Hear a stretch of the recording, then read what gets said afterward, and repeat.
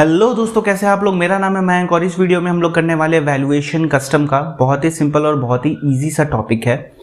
Side में जो summary notes आ रही है आप इसको डाउनलोड कर सकते हो।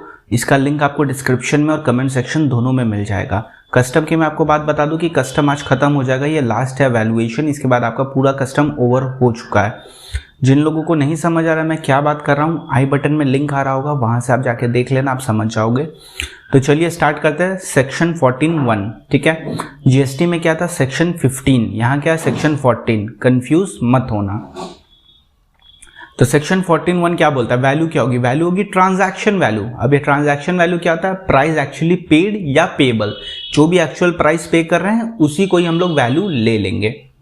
पर कंडीशन है, क्या कंडीशन है, कंडीशन है कि बायर एंड सेलर रिलेटेड नहीं होने चाहिए, प्राइस सोल कंसिडरेशन होना चाहिए, और रूल 3(2) का कंडीशन है। ओके, रूल 3(2) का कंडीशन है। ऊपर के दो कंडीशन सेक्शन 14(1) में लिखे हुए हैं और ये रूल 3(2) का कंडीशन है। क्या बोलता है, transaction not subject to condition for which value can not be determined.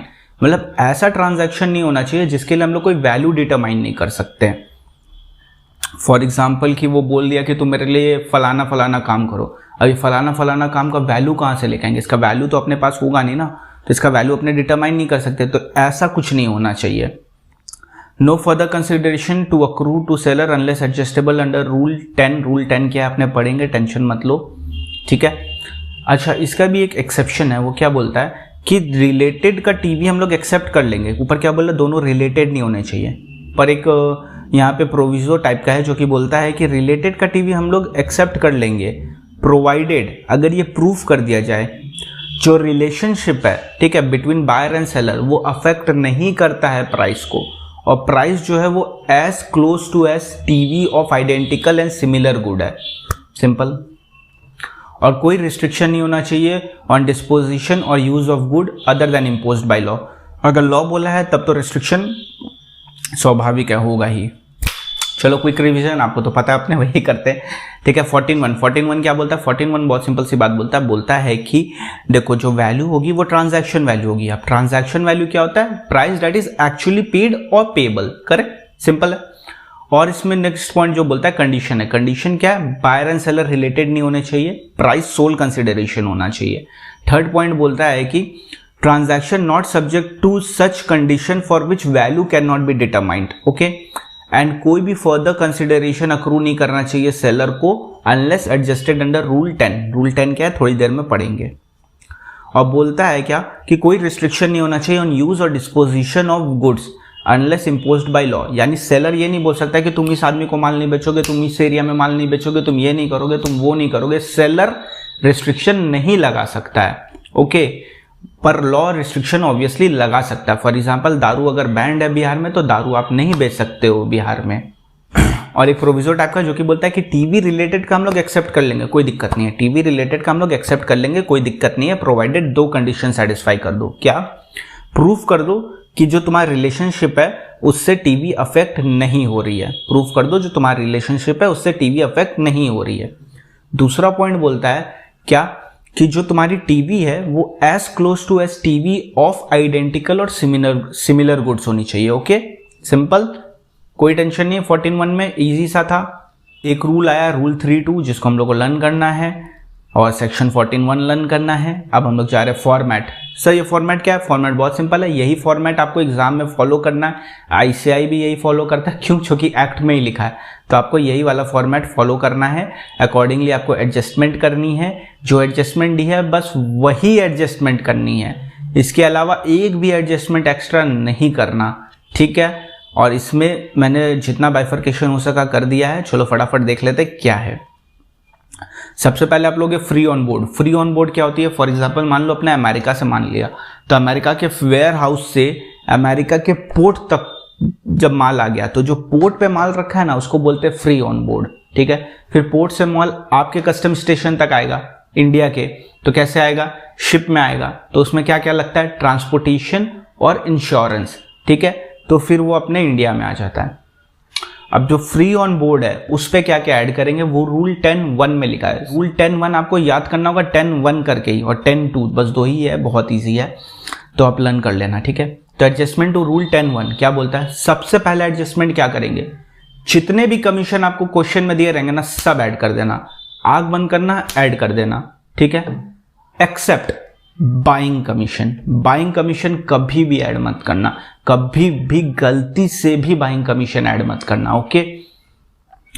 अच्छा, अब इसमें कुछ चालाक लोग होंगे, वो क्या करेंगे कि कमीशन ऐड करना भूल जाएंगे क्वेश्चन में, ठीक है, जब आंसर सॉल्व कर रहे होंगे कमीशन ऐड करना भूल जाएंगे और दिमाग यूज करेंगे कि मैं नीचे अजम्पशन लिख देता हूं कि I am assuming that the following commission is a buying commission. पागल हो क्या, कूट दिए जाओगे आईसीएस से, नहीं होगा। वैसे कभी भी अज्यूम मत करना, जब तक बाइंग वर्ड तुमको ना दिखे तब तक बाइंग कमीशन तो उसको तुम मानना ही मत, ओके।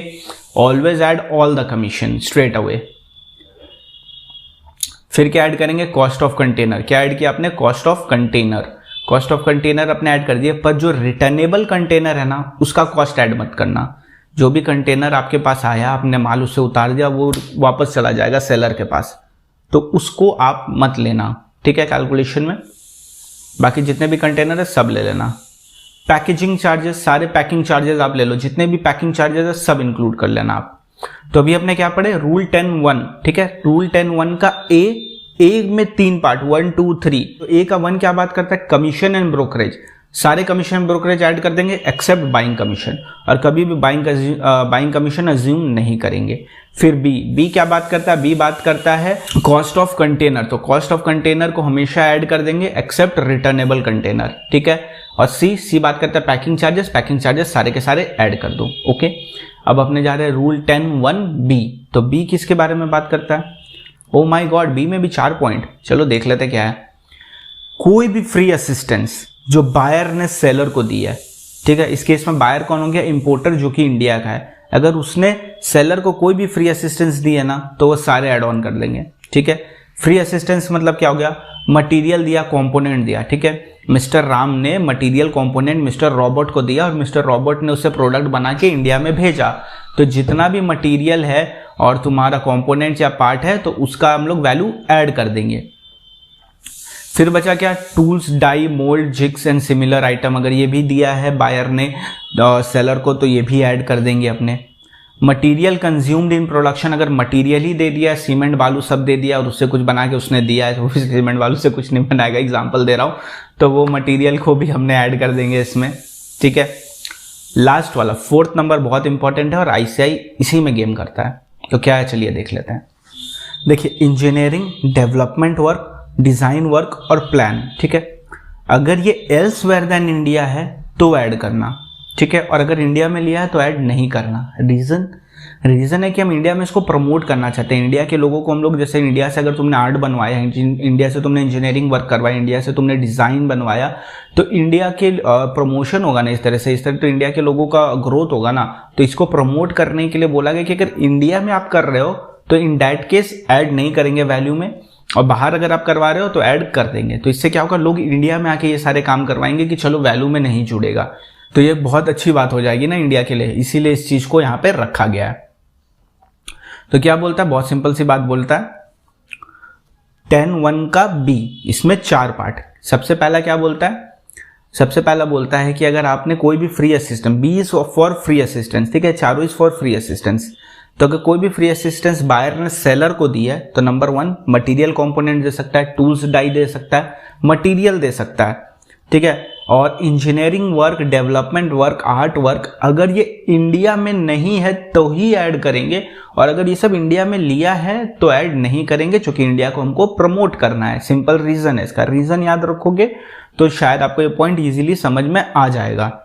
अब इसका कंडीशन है, कंडीशन क्या है, use in production of imported good, और इंजीनियरिंग तभी लेना अगर इंडिया में नहीं लिया है तो, अगर इंडिया में लिया है तो कभी भी ऐड मत करना। और ये सिर्फ 4 नंबर पॉइंट के लिए, सिर्फ 4 नंबर पॉइंट के लिए, यानी इंजीनियरिंग, डेवलपमेंट, आर्ट वर्क वाले के लिए। बाकी 3 के लिए ये इंडिया वाला पॉइंट नहीं है, माइंड में घुसा लो इस बात को, एग्जाम में गलती मत करना। हमको एग्जाम में क्या करना है, आपको एग्जाम में बहुत सिंपल चीज करना है। देखो, फर्स्ट 3 आया तो उस केस में आप सीधा से ऐड कर देना और वर्किंग नोट में जाके लिख देना assume that it is used in production of imported goods. ये तो 100% लिख के आना है आपको एग्जाम में, तो ही आपको इसके मार्क्स मिलेंगे। और फोर्थ नंबर पॉइंट जब भी आएगा तब तो बहुत ही बढ़िया बात है, अगर इंडिया में लिया है तो ऐड मत करना, इंडिया में लिया है तो ऐड कर देना और अकॉर्डिंगली पॉइंट वर्किंग नोट में पॉइंट दे देना। वर्किंग नोट कैसे बनाना है वो भी आपको गाइड कर रहा हूँ। अब लोग 10(1) का सी, 10(1) का सी क्या बात कर रहा है, रॉयल्टी। रॉयल्टी को हमेशा ऐड कर देना अनलेस एग्जाम में कुछ मेंशन हो उसके बारे में, और अजम्पशन में लिख देना जाके कि it is related to imported good and payable as a condition of sale. मतलब अपने को क्या करना है, एग्जाम में क्या करना है वो बताइए, सिंपल है। रॉयल्टी लाइसेंस फीस आया, ऐड कर देना, नीचे वर्किंग नोट में लिख देना that it is assumed that it is related to imported goods and payable as a condition of sale। ये दो assumption जाएगा, ठीक है, ये दो वर्किंग नोट जाएगा आप बोल सकते हो। एंड अगर सम्स में स्पेसिफिकली दिया है कि not use not related to imported goods, तब मत ऐड करना, थोड़ा ब्रेन यूज कर लेना, okay. Proceed of any subsequent receipt, for example मान लो सेलर ने बायर को माल दिया, ठीक है, और सेटल हो गया, टीवी वी सब खत्म हो गया, बट इन लोग के बीच में ना एक एग्रीमेंट हुआ था जिसके बारे में डिपार्टमेंट को नहीं पता था। उस एग्रीमेंट में क्या लिखा हुआ था, उस एग्रीमेंट में ये लिखा हुआ था कि जब फ्यूचर में जो भी माल बिकेगा ना तो उसका 10% बायर सेलर को जाएगा, उसका 10% सेलर को जाएगा। तो जो 10% सेलर को फ्यूचर में जाने वाला है ना वो भी ऐड कर देंगे 10(1) में। तो ये उसी की बात कर रहा है, proceed of any subsequent receipt. पर जो डिविडेंड होता है, फॉर एग्जांपल मान लो जो सेलर है वो शेयर होल्डर भी है बायर की कंपनी में एंड बायर ने डिविडेंड डिक्लेयर किया, तो वो जो डिविडेंड डिक्लेयर किया है वो इसके लिए थोड़ी ना किया है स्पेसिफिकली, वो तो सारे शेयर होल्डर्स लोग के लिए किया गया है ना, इसके लिए थोड़ी ना किया गया है, तो उसको सब्सिक्वेंट रीसेल का प्रोसीड नहीं बोलते हैं, ओके। और अगर कोई भी पेमेंट है, ई नंबर पॉइंट बोलता है अगर कोई भी पेमेंट है जो कंडीशन ऑफ सेल है तो वो ऐड कर देना, any payment for condition of sale वो ऐड कर देना। तो चलो फटाफट एक क्विक रिवीजन कर लेते हैं 10(1) का, अपने पूरे एकदम ABCD अकॉर्डिंगली सब कुछ लर्न करेंगे, ठीक है। रूल 10(1), ठीक है, एडजस्टमेंट करना है किसमें, FOB में। FOB में हम लोग एडजस्टमेंट किया। रूल 10(1) ए में 3 पॉइंट। सबसे पहला पॉइंट कमीशन ब्रोकरेज ऐड कर दो, बाइंग कमीशन छोड़ के। कॉस्ट ऑफ कंटेनर ऐड कर दो except returnable container. Packing charges add कर दो। फिर 10(1) का B क्या बोलता है, फ्री असिस्टेंस बाय बायर, ठीक है, इसमें 4 पॉइंट। फर्स्ट 3 पॉइंट इंडिया से रिलेटेड नहीं है, फोर्थ पॉइंट इंडिया से रिलेटेड है। तो फर्स्ट 3 पॉइंट क्या होता है, मटेरियल कंपोनेंट पार्ट्स ऐड कर दो, टूल्स डाई ऐड कर दो, मटेरियल कंज्यूम्ड ऐड कर दो, engineering work other than India है तो ही ऐड करेंगे, इंडिया का है तो नहीं ऐड करेंगे, रीजन वीडियो में बता चुका हूं। C नंबर पॉइंट, ठीक है। और B नंबर पॉइंट में अपने को एक तो ये लिख के आना है वर्किंग नोट में कि used in production of imported good, used in production of imported goods.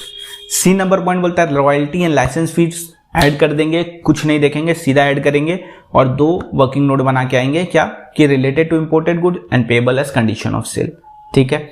And अगर स्पेसिफिकली क्वेश्चन में दिया कि नहीं तो नहीं, तब फिर ऐड मत करना। प्रोसीड ऑफ सब्सिक्वेंट रीसेल अच्छे से एक्सप्लेन कर दिया और उसमें डिविडेंड ऐड नहीं होगा। एंड ई नंबर पॉइंट बोलता है एनी अदर पेमेंट, टोटल 5 है, अच्छे से कर ले अपने। FOB में रूल 10(1) का एडजस्टमेंट किया तो क्या आएगा, adjusted FOB। Adjusted FOB ICAI बोलता है नहीं, हम लोग बोलेंगे क्योंकि हम लोग को इसका आगे बहुत ज्यादा जरूरत है। एग्जाम में एडजस्टेड FOB लिख के आना है, 100% एडजस्टेड FOB आप लिख के आ सकते हो, कोई दिक्कत नहीं है, आप एडजस्टेड FOB ही लिख के आओगे, ठीक है। तो FOB में हमने ऐड किया रूल 10(1), आ गया एडजस्टेड FOB। अब चलते हैं रूल 10(2) की तरफ। अब अपने करने जा रहे हैं रूल 10(2) का एडजस्टमेंट। रूल 10(2) का एडजस्टमेंट मैंने आपको क्या कहा था, FOB क्या होती है, अमेरिका से माल आ रहा था, करेक्ट। और जब अमेरिका से माल आ रहा था तो अमेरिका के पोर्ट पे जब पहुंचा तो उसको हम लोग बोलते थे FOB, ठीक है। FOB में अपने एडजस्टमेंट किया रूल 10(1) का और आ गया एडजस्टेड FOB। अब ये एडजस्टेड FOB कौन सा प्राइस है, वही अमेरिका में जो माल पड़ा है उसी का ही प्राइस है, ठीक है। अब इसको इंडिया लाना है, इंडिया वो आएगा शिप से फॉर एग्जांपल, ठीक है। तो शिप से आया तो शिप में क्या लगेगा, ट्रांसपोर्टेशन कॉस्ट लगेगा और आपका इंश्योरेंस लगेगा। तो ये ट्रांसपोर्टेशन कॉस्ट और इंश्योरेंस को बस अपने ऐड करेंगे। पहले बहुत सारे एडजस्टमेंट होते थे, अब ये सब कुछ नहीं होता है, अब सिंपल है, इसमें बस ट्रांसपोर्टेशन कॉस्ट और इंश्योरेंस ऐड करना है। तो सबसे पहले अपने देख लेते हैं इंश्योरेंस, ईजी है इसीलिए, ईजी तो ट्रांसपोर्टेशन भी, ईजी तो पूरा GST है, कस्टम भी कर दिया ना ईजी। तो cost of insurance, cost of insurance में सबसे पहले हम लोग क्या ऐड करेंगे, असर्टेनेबल है, अगर अपने को पता है क्या है कितना इंश्योरेंस लगा है तो जो असर्टेनेबल है वही ले लेंगे। एक्चुअल मतलब जितना भी खर्चा हुआ अगर अपने को पता है, सम्स में दिया हुआ है कि इतना इंश्योरेंस लगा है, ऐड कर देंगे, चाहे फ्लाइट से आए चाहे वेसल से आए, किसी से भी आए कोई दिक्कत नहीं है, अपने स्ट्रेट अवे ऐड कर देंगे। अगर नॉट असर्टेनेबल, अपने को पता ही नहीं है कितना लगा, या सम्स में दिया ही नहीं है, छुपा दिया, नहीं पता कितना लगा, कितना इंश्योरेंस लगा अपने को नहीं पता है, तो उस केस में अपने क्या करेंगे, उस केस में अपने 1.125% ऑफ एडजस्टेड FOB लेंगे। 125 नहीं बोल रहा हूँ, 1.25 नहीं बोल रहा हूँ, 1.125% ऑफ एडजस्टेड FOB लेंगे। एडजस्टेड FOB क्या होता है, FOB प्लस रूल 10(1) का एडजस्टमेंट, वो 5 एडजस्टमेंट अपने किए तो एडजस्टेड FOB आ गया। अब इंश्योरेंस कर रहे हैं रूल 10(2) में, और उसके लिए अगर एक्चुअल दिया है तो एक्चुअल ले लेंगे, और अगर एक्चुअल नहीं पता है, सम्स में नहीं दिया है कितना लगा है, तो उस केस में 1.125% ऑफ एडजस्टेड FOB लेंगे। 125 मत कर देना, 1.25 मत कर देना, 1.125% ऑफ एडजस्टेड FOB अपने लेंगे। क्लियर, सिंपल है। अब बात करते हैं कॉस्ट ऑफ ट्रांसपोर्टेशन। तो कॉस्ट ऑफ ट्रांसपोर्टेशन में दो बाइफिकेशन, एक या तो वेसल या व्हीकल से आ रहा है, या एक एयरक्राफ्ट से आ रहा है। सिंपल है। अगर वेसल और व्हीकल से आ रहा है तो उस केस में क्या होगा, अगर एक्चुअल दिया हुआ है तो एक्चुअल ले लेंगे, सिंपल है, जो भी दिया हुआ है सम्स में वही एक्चुअल ले लेंगे आंख बंद करके। बट अगर एक्चुअल दिया ही नहीं है, अनअसर्टेनेबल है, सम्स में दिया ही नहीं है कितना ट्रांसपोर्टेशन लगा है, तो उस केस में 20% ऑफ एडजस्टेड FOB लेंगे। क्या लेंगे, 20% of adjusted FOB। What is adjusted FOB, FOB plus rule 10(1) का एडजस्टमेंट, सिंपल है। तो एडजस्टेड FOB का 20% ले लेंगे अगर वेसल और व्हीकल से आ रहा है और अनअसर्टेनेबल है, और असर्टेनेबल है तो एक्चुअल ले लेंगे, सिंपल है। अब आते हैं एयरक्राफ्ट, झमेला यहाँ है थोड़ा, ठीक है। एयरक्राफ्ट में क्या होता है, देखो एयरक्राफ्ट का जो ट्रांसपोर्टेशन कॉस्ट होता है ना, वो बहुत हाई होता है, बहुत ज़्यादा हाई, तो पूरा ऐड नहीं कर सकते ना, थोड़ा नाइंसाफ़ी हो जाएगा उसके साथ, इंपोर्टर के साथ, तो इसीलिए यहाँ पे थोड़ा सा रिलैक्सेशन दिया गया। ये एक्चुअली रिलैक्सेशन है। तो रिलैक्सेशन क्या बोलता है कि एयरक्राफ्ट के केस में या तो एक्चुअल ले लो या 20% ऑफ एडजस्टेड FOB ले लो, विच एवर इज लोअर, ठीक है। या तो एक्चुअल ले लो या 20% ऑफ एडजस्टेड FOB ले लो, whichever is lower. But in case अगर एक्चुअली नहीं पता है कितना है तो उस केस में 20% ऑफ एडजस्टेड FOB ले लो, सिंपल। तो क्या इसका जिस्ट निकला, इसका जिस्ट बहुत सिंपल है। ट्रांसपोर्टेशन के कॉस्ट में अपने क्या करेंगे, अगर वेसल और व्हीकल से आ रहा है, ठीक है, अगर असर्टेनेबल है तो एक्चुअल ले लो, असर्टेनेबल नहीं है तो 20% ऑफ एडजस्टेड FOB ले लो, ठीक है। और अगर एयरक्राफ्ट से आ रहा है तो ऑलवेज एक्चुअल और एडजस्टेड और 20% of adjusted FOB which ever is lower, actual और 20% of adjusted FOB which ever is lower. और अगर एक्चुअल नहीं दिया हुआ है तो 20% of adjusted FOB, obviously common sense है, तो इसमें तो कुछ भी सोचने वाली बात है नहीं। और 20% बोल रहा हूँ, ठीक है, दोनों का परसेंटेज याद रखना। इंश्योरेंस में 1.125 और ट्रांसपोर्टेशन कॉस्ट में 20%। एडजस्टेड FOB क्या होता है, FOB प्लस रूल 10(1) का एडजस्टमेंट, इसीलिए आपको बोला एडजस्टेड FOB आप लिख के आना एग्जाम में। तो कॉस्ट हो गया, एडजस्टेड FOB एक तरह से कॉस्ट हो गया। कॉस्ट में हमने ऐड किया इंश्योरेंस और फ्रेट, इंश्योरेंस और फ्रेट ऐड किया तो क्या बन गया, CIF, कॉस्ट इंश्योरेंस फ्रेट। तो CIF वैल्यू को ही एसेसेबल वैल्यू बोलते हैं, CIF वैल्यू को ही एसेसेबल वैल्यू बोलते हैं। अब इसमें हम लोग कैलकुलेट करते हैं कस्टम ड्यूटी। अब कस्टम ड्यूटी कैसे कैलकुलेट करते हैं देख लेते हैं। BCD, बेसिक कस्टम ड्यूटी दिया होगा 10% या 20% जो भी दिया होगा, वो रेट आप मार देना एसेसेबल वैल्यू पे, BCD आ जाएगा। Social welfare surcharge 10% of BCD, always मार के आना, एग्जाम में कभी भी नहीं दिया होगा, ये अज्यूम्ड होता है। फॉर एग्जांपल जैसे इनकम टैक्स में सेस होता है ना, अपने सेस करते हैं, तो उसी तरह इसमें यही है सोशल वेलफेयर सरचार्ज, जिसको @10% ऑफ BCD ऑलवेज मार के आना। गलती से भी भूलना मत, यहाँ छुपवा लो, छुपवाना है तो, बट मत छुपवाना, चीटिंग हो जाएगी। लेकिन 100% मान के चलो कि ये तुमको ऐड करना है, मतलब करना है। और फिर IGST, ACD 37 एंड 39। 3739 सर ये किस पे लगेगा, क्या रेट लगेगा, कैसे क्या है, नीचे सब है, बुक में सब कुछ है, टेंशन मत लो। तो यहाँ अपना खत्म हो जाता है रूल 10(2), रूल 10(1) और पूरा का पूरा वैल्यूएशन इंपोर्ट के केस में खत्म हो जाता है। जी हाँ, बिल्कुल पूरा वैल्यूएशन इसी में ही कवर है, आप इससे कोई भी सम्स बना सकते हो, तो ये यहाँ पे पूरा कवर हो जाएगा। अब बात करते हैं रूल 4 का। रूल 4 कब लगता है, रूल 4 तब लगता है वो अपने टीवी नहीं ले सकते, फॉर एग्जांपल रिलेटेड है, ठीक है, रिलेटेड या प्राइस सोल कंसिडरेशन नहीं, उसके इसमें अपने टीवी तो नहीं ले सकते चूंकि 14(1) का कंडीशन है। तो रूल 4 और 5 लगता है। 4 किसके लिए रखता है, आइडेंटिकल गुड्स के लिए, 5 किसके लिए लगता है, सिमिलर गुड्स के लिए, ठीक है। 4 लगता है आइडेंटिकल गुड्स के लिए, 5 लगता है सिमिलर गुड्स के लिए।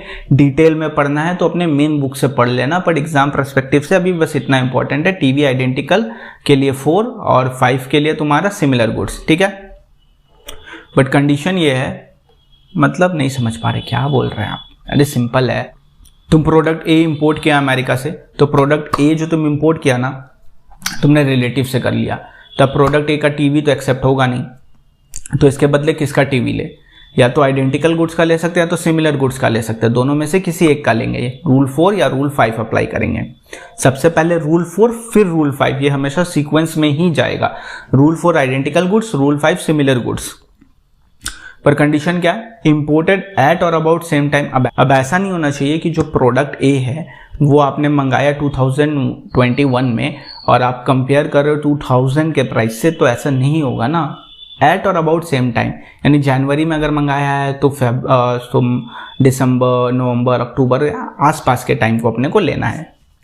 At the same commercial level and in same substantial quantity, क्योंकि इकोनॉमी ऑफ स्केल आता है ना इसमें। अब हो सकता है प्रोडक्ट ए को तुमने मंगाया है 10 किलो में, ठीक है, और आप कंपेयर कर रहे हो 1 किलो के साथ, तो नॉट पॉसिबल ना, पॉसिबल ही नहीं है। तो ऑलमोस्ट सेम क्वांटिटी के आसपास वाला भी चलेगा।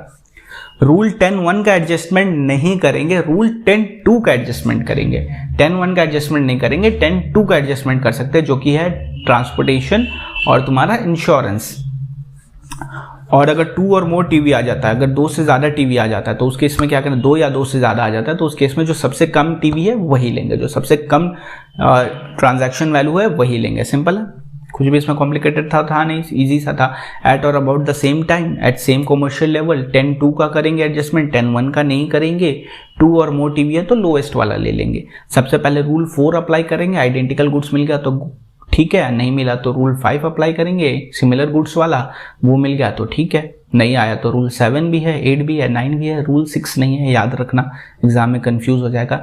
एक बार एग्जाम में क्या हुआ था, डायरेक्ट क्वेश्चन दे दिया था कि determine the value as per rule 7। Rule 7 क्या था भाई, रूल 7 तो पता ही नहीं है अपने को, पता है क्या करना है, बट रूल 7 क्या, यही अपने को नहीं पता है, तो हमने करे कैसे।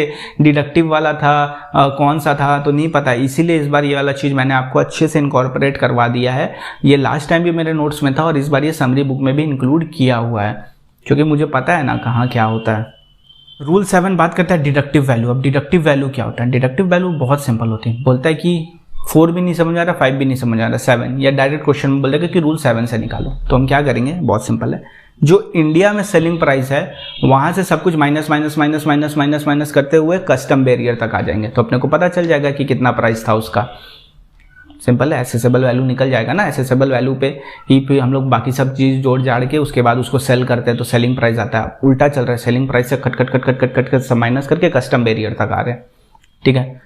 तो सेलिंग प्राइस, उसमें से क्या माइनस करेंगे, कमीशन माइनस कर दो, सेल्स एक्सपेंस माइनस कर दो, जितना प्रॉफिट चार्ज किया वो माइनस कर दो, ट्रांसपोर्टेशन एंड इंश्योरेंस माइनस कर दो, जो इंडिया में दिया गया है उसकी बात कर रहा हूँ, कस्टम ड्यूटीज माइनस कर दो, जितना भी तुमने पे किया वो माइनस कर दो, कोई भी टैक्स अगर इंडिया में पे किया है तो वो माइनस कर दो। ट्रांसपोर्टेशन इंश्योरेंस इंडिया वाला बोल रहा हूँ, CIF वाला मत कर देना। तो उससे क्या हो जाएगा, उससे अपना कस्टम बैरियर पे जो प्राइस था वो आ जाएगा, एसेसेबल वैल्यू आ गया, इसमें कस्टम ड्यूटी देके नक्की करो। सेलिंग प्राइस क्या होता है, सेलिंग प्राइस वो प्राइस होता है जिसमें greatest aggregate quantity unrelated person को सेल हुआ है। सेलिंग प्राइस कौन सी वाली लेनी है, जिसमें सबसे ज्यादा क्वांटिटी जिस सेलिंग प्राइस पे सेल हुई है अनरिलेटेड को, वो वाली प्राइस। सिंपल लैंग्वेज में यही लिखा है कि कौन सी सेलिंग प्राइस लेनी है, अपने को वो सेलिंग प्राइस लेनी है जो अनरिलेटेड को सेल हुआ हाईएस्ट क्वांटिटी में, वो वाला सेलिंग प्राइस। उससे कमीशन, एक्सपेंस, प्रॉफिट, इंडिया का खर्चा, जितना भी इंडिया का खर्चा, टैक्सेस एंड कस्टम ड्यूटी है वो भी माइनस कर देना, तो एसेसेबल वैल्यू आ जाएगा। क्योंकि एसेसेबल वैल्यू पे कस्टम ड्यूटी लगता है ना, तो कस्टम ड्यूटी माइनस करोगे तभी तो एसेसेबल वैल्यू पे पहुंचोगे। सिंपल। तो rule 7 is deductive value. Rule 7 is deductive value. Learn करना है यार, एग्जाम में एक बार डायरेक्टली दे दिया था, फंस जाओगे अगर डायरेक्ट दे दिया तो। रूल 8, वैल्यू क्या लेंगे, कंप्यूटेड वैल्यू। कंप्यूटेड वैल्यू मतलब क्या होता है, वहां से कंप्यूट करेंगे, मतलब वहां का कॉस्ट, वहां का प्रॉफिट, वहां का एक्सपेंस, तो पहुंच जाएंगे अपने FOB में। और फिर 10(2) का एडजस्टमेंट, 10(1) का एडजस्टमेंट यहाँ नहीं करते कंप्यूटेड वैल्यू में, ठीक है। और आइडेंटिकल वाले में भी 10(1) नहीं करते हैं, सिर्फ 10(2) का एडजस्टमेंट करेंगे। तो जितना भी कॉस्ट ऑफ मटीरियल है वो ले लो, जितना भी प्रॉफिट, जनरल एक्सपेंस सेलर ने चार्ज किया अपने वहां पे वो करता है जनरली, वो वाला ले लो एंड 10(2) का एडजस्टमेंट कर दो तो आपका वैल्यू आ जाएगा। सिंपल है, computed value. Rule 8। Rule 9, residual method. कुछ नहीं समझ में आ रहा है तो जो भी बेस्ट जजमेंट आपके हिसाब से लग रहा है यूज करके वो ले लो, सिंपल। अभी तक अपने पढ़े इंपोर्ट के बारे में, अब अपने पढ़ने जा रहे हैं एक्सपोर्ट के बारे में। तो एक्सपोर्ट का देखो, एक्सपोर्ट का वैल्यूएशन एग्जाम में आता नहीं है, टू बी वेरी फ्रैंक, ठीक है।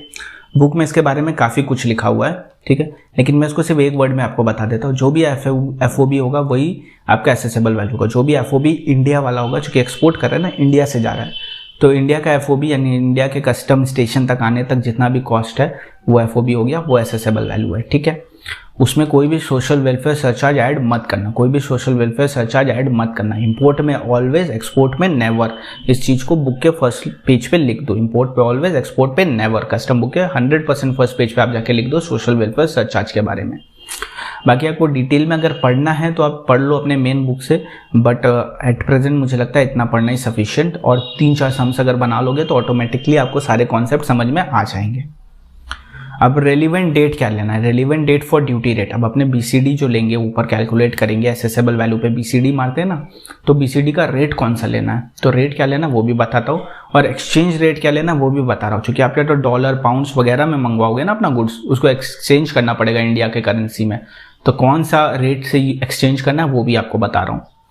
तो सबसे पहले अपने बात करते हैं इंपोर्ट के लिए, ठीक है।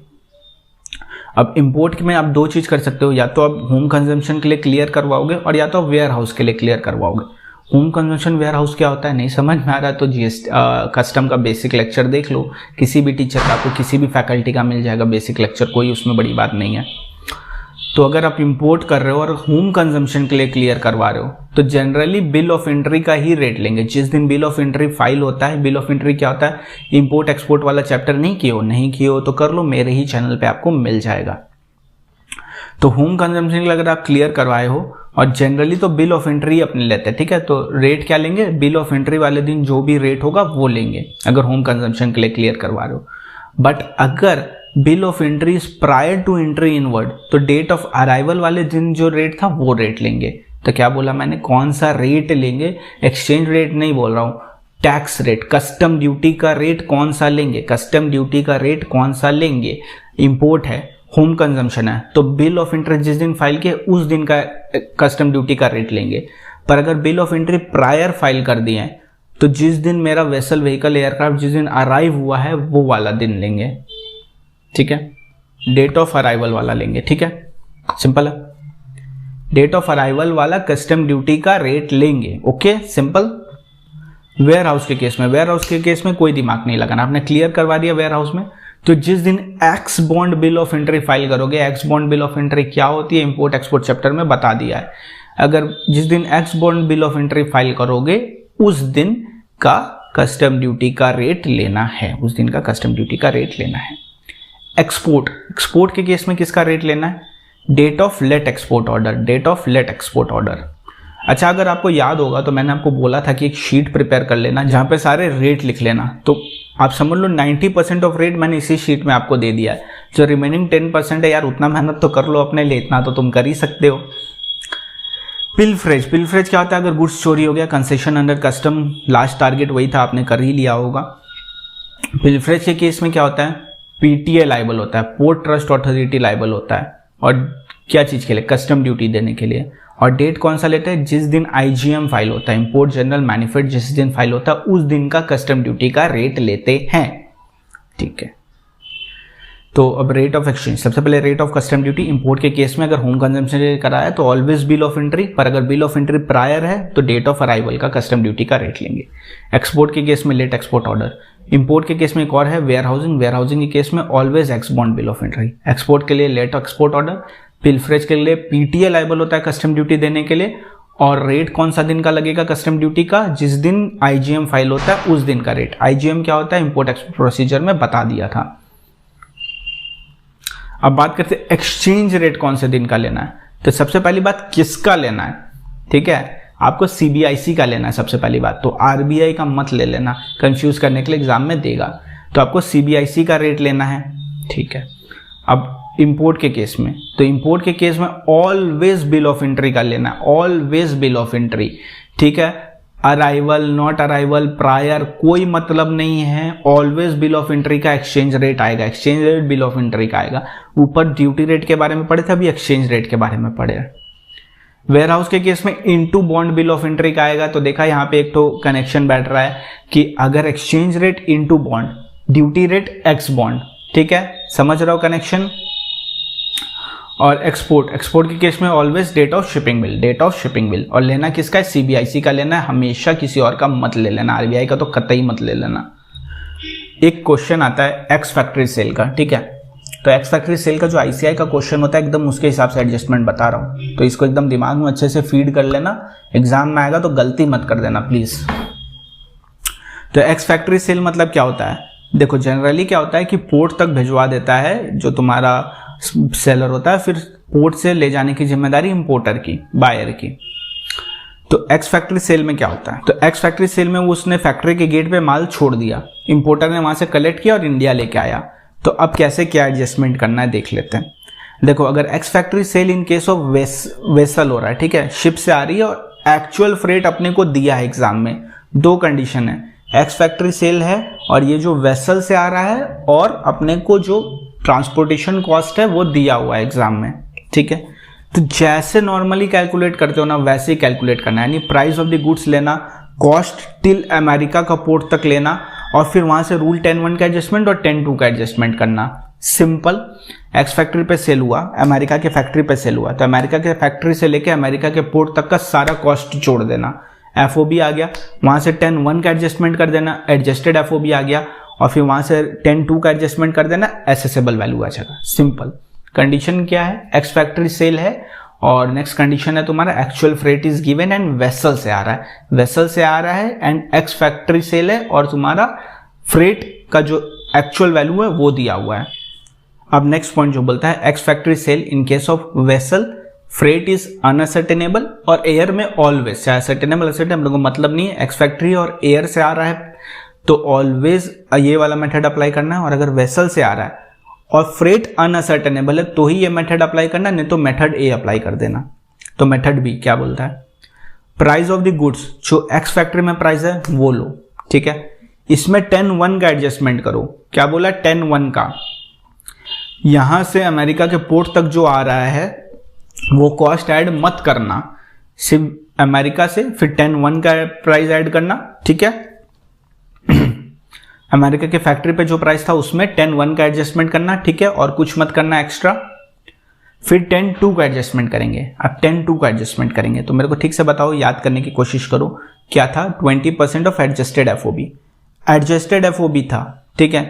तो अब अपने क्या करेंगे, इस एडजस्टेड एफओबी को अपने वर्किंग नोट में कैलकुलेट